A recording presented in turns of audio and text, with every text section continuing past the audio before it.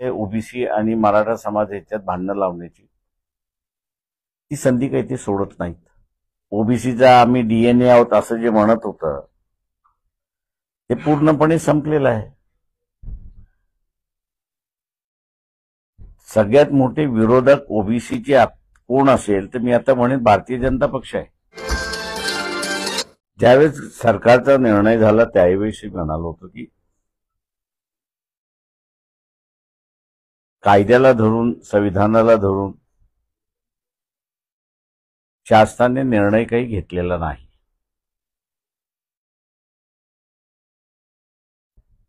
अगोदरही आम्ही असं भूमिका अशी घेतली होती की ओबीसीचं आरक्षणाचं ताट हे वेगळं असलं पाहिजे आणि मराठा समाजाचंही आरक्षणाचं ताट हे वेगळं असलं पाहिजे. या दोघांना एकत्र करता येणार नाही.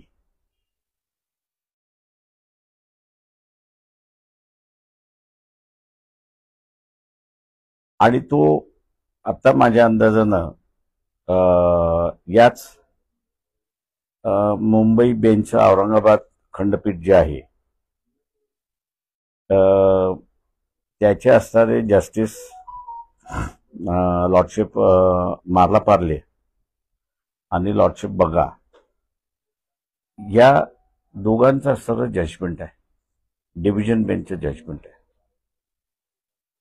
त्या डिव्हिजन बेंचच्या जजमेंटमध्ये हाच इश्यू होता की सर्व मराठा समाजाला ओबीसी म्हणून संबोधता येतं का.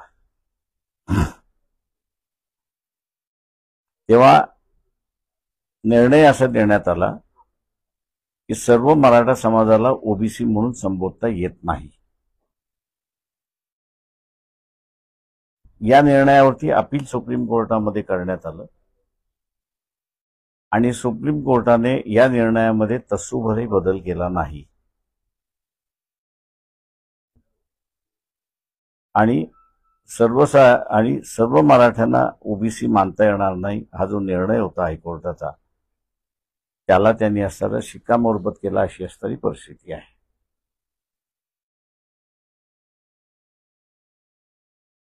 माझा इथे असणारा आता नाही मागच्या याच्यामध्ये आरोपच होता की इथला असणारा जो निजामी मराठा आहे या निजामी मराठ्याला आणि तो सत्तेमध्ये बसलेला आहे त्याला रयतेतला मराठा गरीब मराठा आणि ओबीसी यांच्यातलं भांडण लावायचं आहे. त्याला दुर्दैवाने मी असं म्हणेन की हे निजामी मराठा जे सगळ्याच पक्षामध्ये आहेत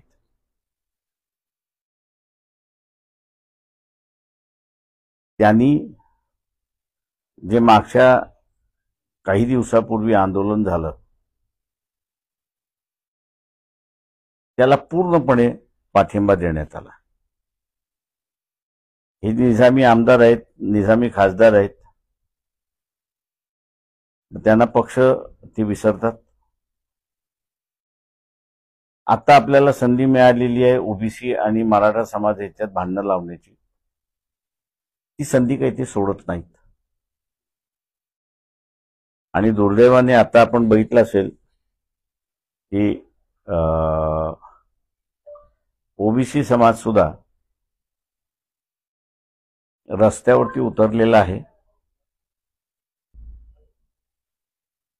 आणि शासनाने घेतलेली ही जी भूमिका आहे की सर्वच मराठा ओबीसी सर्वच मराठा कुणबी आहेत अशी जी भूमिका घेतली आहे त्याला पूर्णपणे विरोध करतोय आणि आमच्या 27% आम्ही मतदान द्या आम्ही आमच्यातला वाटा देणार नाही अशी भूमिका त्यांनी घेतलेली आहे.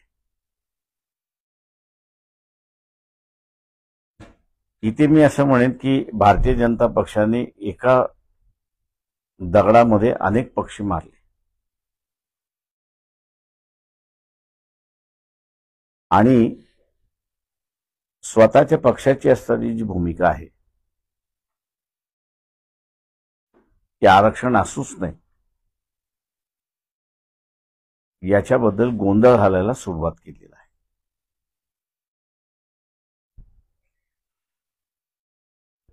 ओबीसी समूह म्हणून जो आहे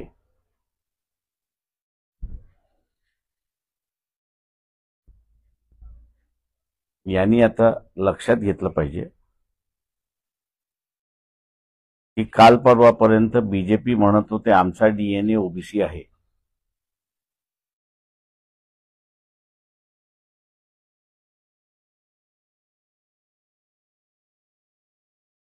मुळात शत्रू नंबर 1 ओबीसीचं कोण तर भारतीय जनता पक्ष आणि इतर सर्व वंचित सोडून इतर सर्वच राजकीय पक्ष अशी असणारी परिस्थिती. ओबीसीना आता राजकीय सोबती कोणीच राहिलेला नाही. अशा कालावधीमध्ये स्वतःचा अधिकार आणि आम्ही जे म्हणतोय की बड्या कष्टाने आमच्यासारख्या यांनी विश्वनाथ प्रताप सिंग यांना 1990ला पंतप्रधान केलं आणि मंडल कमिशन लागू केला. ते वाचवणं आता ओबीसींच्या हातामध्ये आहे. तेव्हा राजकीय जागृती करणं हा सगळ्यात ओबीसीचा मोठा प्रश्न आहे असं मी त्या ठिकाणी मानतो. आणि स्वतःचं राजकीय अस्तित्व त्यांनी प्रस्थापित केलं पाहिजे. आणि राजकीय अस्तित्व प्रस्थापित करायचं असेल तर 2-4 ओबीसीचे जिल्हा परिषदेमध्ये, नगरपालिकेमध्ये, महानगरपालिकेमध्ये निवडून येण्यापेक्षा पूर्णपणे बॉडीज ही ओबीसीची कशी असेल या दृष्टिकोनातून त्यांनी आता वर्कआउट केलं तरच ओबीसीचे अधिकार राहतील.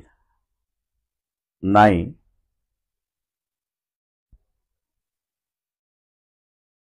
तर स्वतःकडे हा जो निजामी मराठा सत्तेमध्ये बसलेला जो आहे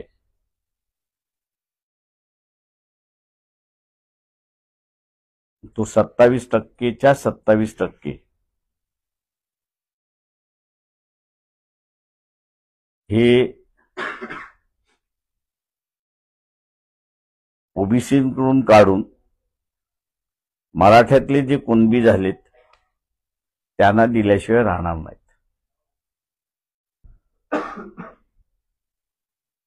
हा धोका ओबीसीनी लक्षात घ्यावा. मग ते शिक्षण क्षेत्रामधलं असेल, ते राजकीय क्षेत्रामधलं असेल किंवा ते सर्व्हिस सेक्टरमधलं असेल.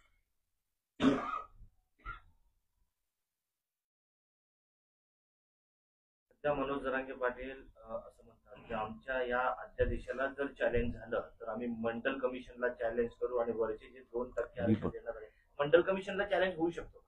माझं 13 जजेसच्या बेंचचा असताना निर्णय झालेला आहे. आता त्याच्यावरती जर जायचं असेल तर मग असताना 15 जजेसच्या बेंचचा निर्णय आहे. आणि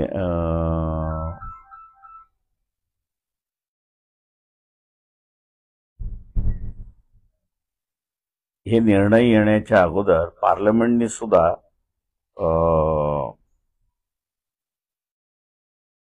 84-85 साली शुक्ला माझ्या अंदाजाने त्यावेळेचे गृहमंत्री होते की त्यांनी तो सभागृहामध्ये टेबल ठेवला मंडल कमिशनचा अहवाल आणि सरकारच्या वतीने स्टेटमेंट देण्यात आलं की हा अहवाल सरकारने स्वीकारलेला आहे. माझी जर मेमरी मला जर साथ देत असेल तर एक उपप्रश्न त्या ठिकाणी विचारण्यात आला होता की त्याच्यामध्ये केलेले जे रेकमेंडेशन्स आहेत म्हणजे सूचना आहेत त्या सगळ्या सूचना ते म्हटले सर्वच्या सर्व अहवाल आम्ही असताना मान्य केलेला आहे. तेव्हा पार्लमेंटने सुद्धा असताना हा अहवाल मंजुरात केलेला आहे. ही वस्तुस्थिती आहे. तेव्हा आता कोण काय नवीन कायद्याचं उलगडा करतोय तो मला वाटतं बघितलं पाहिजे.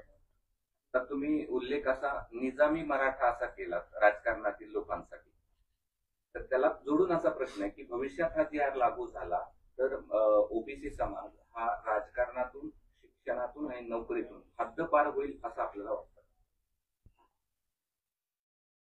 होय, पूर्णपणे त्याला जागाच राहणार नाही.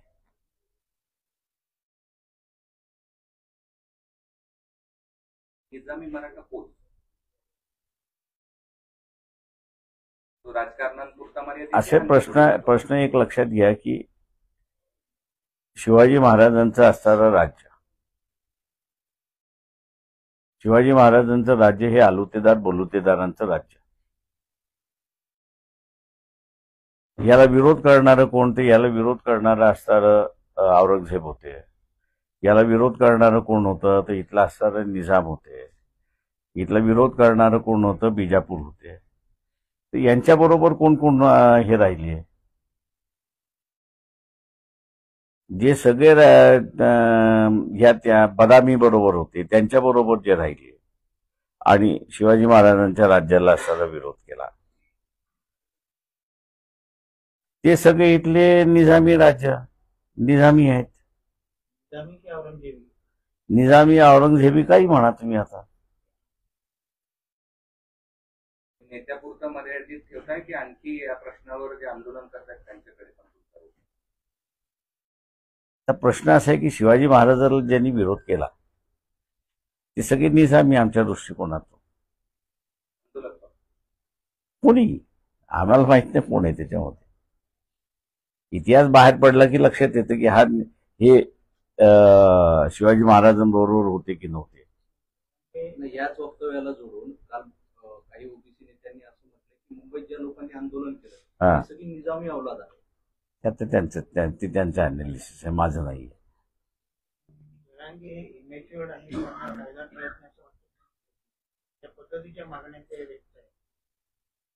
आनंदजन त्यांच्या एका वकील त्यांच्या टीम मधले असणारे जे एक वकील होत,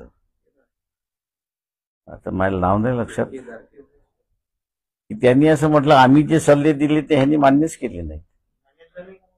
माहित नाही बा आपल्याला, सॉरी. तर गेल्या विधानसभा निवडणुकीत ओबीसी विरुद्ध मराठा असा संघर्ष पाहायला मिळाला. त्याचे परिणाम निवडणुकीत देखील पाहायला मिळाले. आता स्थानिक स्वराज्य निवडणुकीच्या आधी पुन्हा असा वाद संघर्ष पाहायला मिळतो.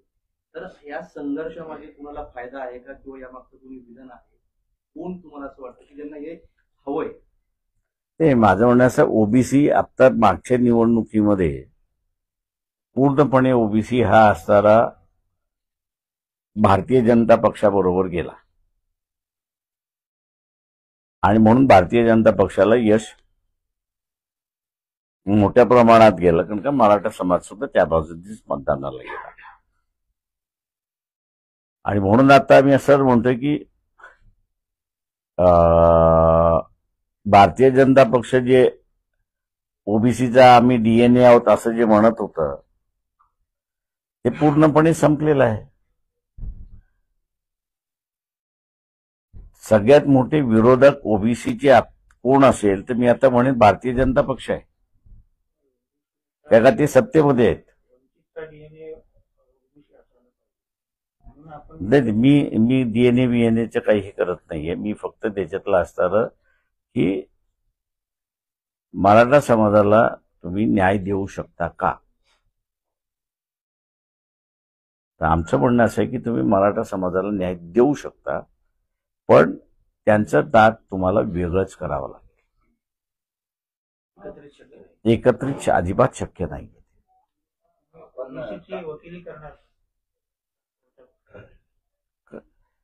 त्यांच्या बाजूनेच निकाल लागलाय सुप्रीम कोर्टापासून खालपर्यंत. आता त्यांनी त्याच्यामध्ये जी घुसखोरी होत चाललेली आहे ती फक्त त्यांनी थांबवावी. आपण कायद्याचे पण अभ्यासक आहात आणि आपण आरक्षणाचे पण जाणकार आहात. तर तुम्ही या GR कडे कसं पाहता, या नव्या GR कडे याचे फायदे आणि तोटे तुम्हाला म्हणजे काय मी दिसतात? तुम्हाला जसं सांगितलं की सुप्रीम कोर्टाची भूमिका मी तुम्हाला सांगितलं. त्याच्यातला 13 नंबरचा पॅराग्राफ आहे. मी जर 13 नंबरचा पॅराग्राफ आहे की त्या 13 नंबरच्या पॅराग्राफमध्ये त्यांनी असं म्हटलेलं आहे की सर्वच मराठ्यांना कुणबी म्हणता येत नाही आणि कुणबी ही काही जात नाही आहे, तर व्यवसाय आहे त्याच्यामध्ये. आणि त्याच्यामुळे त्यांनी असं म्हटलं की सरसकट आपल्याला सगळ्यांना म्हणता येत नाही. आता GR मोठा की जजमेंट मोठं? 144 की 142 कायद्याच्या म्हणजे कॉन्स्टिट्यूशनच्या याच्याप्रमाणे ते it has become a law of the nation. म्हणजे सर्वच कोर्टांना तो कायदा मान्य करावा लागणार अशी असणारी परिस्थिती आहे. कारण का सुप्रीम कोर्टाने त्याला असणारं त्यांच्या बाजूने जजमेंट दिलेलं आहे. त्याच्यामुळे GR हा ज्याला आपण म्हणतो की एक शासनाचा निर्णय, त्या शासनाच्या निर्णयाला कधी बदलू शकतो आणि काही होऊ शकतं. त्याच्यामुळे तसा त्याला कायद्याचा अधिकार नाही. कायद्याच्या चौकटीत टिकेल हा GR कायद्याच्या मला नाही वाटत. सर म्हणतात त्याप्रमाणे राज्य सरकारच्या हातात हे काही नाही, नुकसानही केलं जाते. मुळात एक लक्षात घ्या की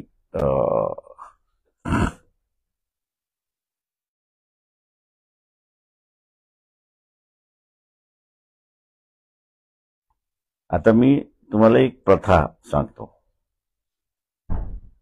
समजा SC आणि ST यांच्या यादीमध्ये काही जणांचा समावेश करायचा असेल किंवा काही जणांचं वगळायचं असेल, दोन्ही बाजूने, तर ह्याची सुरुवात केंद्राकडून व्हावी लागते, समाज कल्याण खात्याकडून. आता समाज कल्याण खात्याकडून ज्यावेळेस ती होते त्यावेळेस ती समाज कल्याण खात्याला पत्र पाठवलं जातं राज्यांना की केंद्राचा निर्णय असा झालेला आहे की SC STच्या याद्या ज्या आहेत या तुम्हाला बदल काही सुचवायचा असेल, कोणाचं इन्क्लूड करायचं असेल, कोणाचं एक्सक्लूड करायचं असेल, तर ते तुम्ही असणारं घ्या. आता हे पत्र आलं तर कॅबिनेटला निर्णय घेण्याचा अधिकार नाही. कॅबिनेट फक्त तिथे असणारा सुचवतो असं की हे आपल्याकडे असं झालं पाहिजे.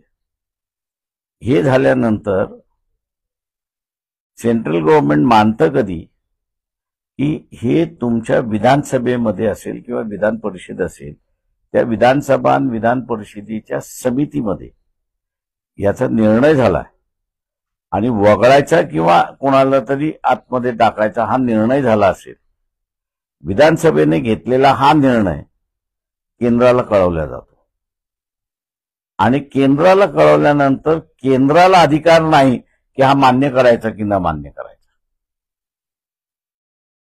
त्याच्यामुळे विधानसभेने एकदा मान्य केला की तो मान्य करावा लागतो, अशी असणारी परिस्थिती आहे. त्याच्यामुळे सिस्टम जी निर्माण केली ती एकाला कोणाला असणारा बॉस केला नाही.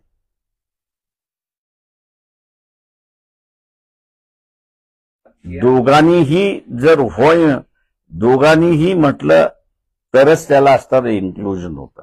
आता ही प्रथा ओबीसीच्या ह्याच्यामध्ये सुद्धा कोर्टाने मान्य केली की त्यांनी विधानसभा हे नाही म्हटलेलं आहे, पण त्यांनी असं म्हटलेलं आहे की इथं कमिशन, ओबीसीचं जे कमिशन आहे त्या ओबीसीच्या कमिशनने जर मान्यता दिली असेल तरच तुम्हाला असणारं इन्क्लूड करता येतं. आता इथे जो GR काढलाय तो ओबीसीच्या कमिशनकडे पुढे गेलाच नाही अशी माहिती आहे.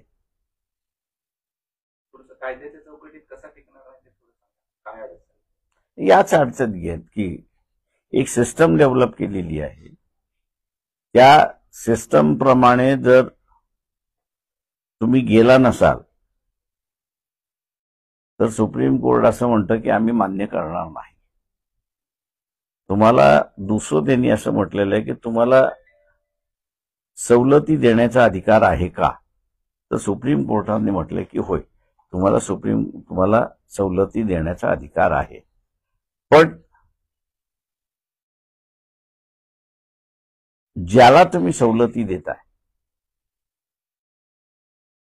तो तुम्ही कुठल्या कक्षेमध्ये बसवताय ते कक्ष तुम्ही स्पष्ट केली पाहिजे. ते कक्ष तुम्ही जर स्पष्ट केले तर सुप्रीम कोर्ट असं म्हणतं की आम्ही तुमच्या बाजूने. ते कोष्टक जर तुम्ही बसवलं नसाल तर आम्ही मग तुमचा निर्णय मान्य करायला तयार आहोत.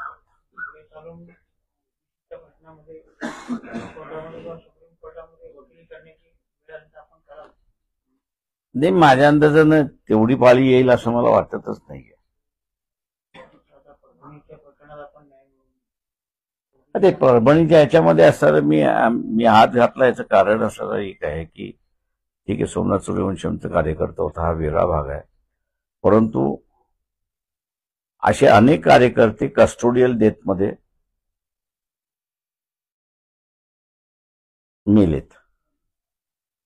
दुर्दैवाने त्यांचं कुटुंब एवढं स्ट्रॉंग राहिलं नाही की जेवढं विजयाबाई स्ट्रॉंग राहिले तेवढ्या, आणि त्याच्यामुळे पोलिसांच्या दबावाखाली ते सगळं मिटलं गेलं. म्हणजे एक इंडियन हिंदू मध्ये मध्यंतरी माहिती आली होती की मागच्या वर्षी 1430 कस्टोडियल डेथ झाले, त्याच्यापैकी फक्त 3 जणांनाच शेवटच्या याच्यापर्यंत जाता आलं. म्हणजे उरलेले अर्ध्या रस्त्यातच सगळे संपले मॅटर्स. त्याच्यामुळे पक्षाच्या वतीने आम्हाला असं एक हे दिसलं की जो लॅक्युना आहे कायद्यामधला, तो लॅक्युना आम्हाला सरळ भरून काढण्याची एक संधी परभणीच्या मॅटरमध्ये मिळाली. तेव्हा आम्ही पूर्णपणे हात घातला. तिला आता असताना पूर्णपणे म्हणजे यापुढे आता असणारं कस्टोडियल डेथ हे विदाऊट हिअरिंग किंवा दबावान जाणार नाहीत अशी व्यवस्था आम्ही करतो. मी ते निजामाचा प्रश्न वारंवार यासाठी विचारतोय, थोडंसं क्लेरिफिकेशन यावं. प्रत्यक्षरित्या जे आंदोलनकर्ते आहेत त्यांच्याकडे तुमचा रोख आहे का? नाही, आम्ही असताना फक्त एवढंच म्हणालोय त्याच्यामध्ये की इथे जे सत्तेमध्ये आहेत महाराष्ट्राच्या, वसंतदादा आणि शंकरराव चव्हाण हे शेवटचे मी असताना मानतो की जे रयतेतल्या मराठा समाजाचे प्रतिनिधी होते, त्याच्यानंतर जे काही मराठा समाजातलं नेतृत्व आलेलं आहे, हे सगळं नेतृत्व जे आहे आणि त्यांची वृत्ती ही निजामी वृत्ती आहे,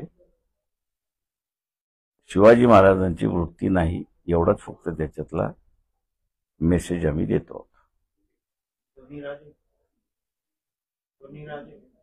दोन्ही राजे आता ज्याला लागू होईल त्याला लागू होईल, आम्हाला काय माहिती आता कोणाचं. आपली म्हणतात हा जी आर कायद्याच्या चौकटीमध्ये टिकणार नाही. एकीकडे उडाल उधळला जातोय की आम्हाला मराठा आरक्षण मिळालं म्हणून, आणि दुसरीकडे ओबीसी भयभीत आहे. मग हा विरोधाभास कसा? विरोध कसला? विरोधाभास विरोधाभास म्हणजे कसला? टिकणारच नाही जी आर काढलाय. एकीकडे मराठा प्रश्न असा आहे की ज्याचं जातंय तो भयभीत राहणारच आहे आणि ज्याला मिळालंय तो आनंदित राहणारच आहे.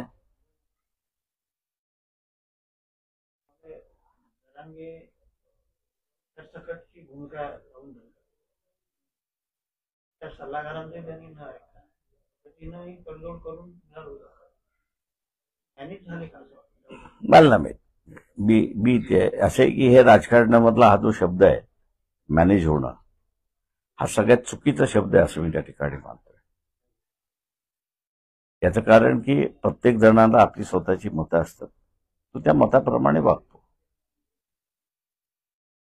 तेव्हा मताप्रमाणे वागला आणि माझ्या मताशी वेगळा आहे असं जर त्या ठिकाणी आलं तर आपण त्याला स्टॅम्प लावून मोकळा होतो की हा मॅनेज झाला. ही राजकारणातली विचार करण्याची पद्धत पहिल्यांदा चुकीची असं मी त्या ठिकाणी मानतो.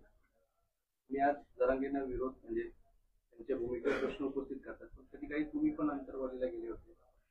मी त्यावेळेसही त्यांना सांगितलं होतं की तुम्ही वेगळं ताट मागा आणि ते कसं मागायचं, कशा रीतीने सिद्ध करायचं, काय करायचं, तुम्हाला आम्ही सगळं त्याच्यामध्ये हे करतो.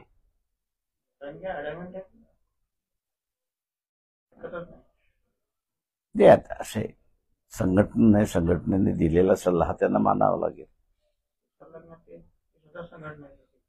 हा नाही काही सल्लागार आहेत माहिती आहे. राजकीय सल्लागार त्यांचे हात आहेत. ते मला माहित नाही. पण राजकीय सल्लागार थँक्यू. चला नाही सर, शेवटचा प्रश्न Thank आहे. you. त्यांनी 17 तारखेचं अल्टिमेटम दिलंय, जे सर्व काही सरकारने सांगितलंय, ज्यांची नोंदी नाहीये त्यांनाही प्रमाणपत्र देण्यात यावं किंवा तालुक्यात एक तरी द्यावं, अन्यथा पुन्हा आंदोलनाची भूमिका स्पष्ट करणार. शासनाने ते बघून घेतील. पण 8 दिवसात भूमिका बदल. दूध आणि भाजीपाला मुंबईला बंद करून मुंबईचं दूध आणि भाजीपाला मुंबईचा डेली नीड्स ते बंद करू. 8 दिवसात चांगलं आहे. त्यांच्या मालकीची मुंबई कोणाचीच नाही, मुंबई स्वतःचीच आहे. मुंबई ही महाराष्ट्राची आहे, याच्याबद्दल दुमत नाही, पण मुंबई ही स्वतःचीच आहे. त्याच्यामुळे असं मुख्यमंत्री आणि प्राईम मिनिस्टर जिथं खेळत नाही मुंबईशी, ती तशाने विचार करू नये, ते त्यांचा मार्ग ते काढतात.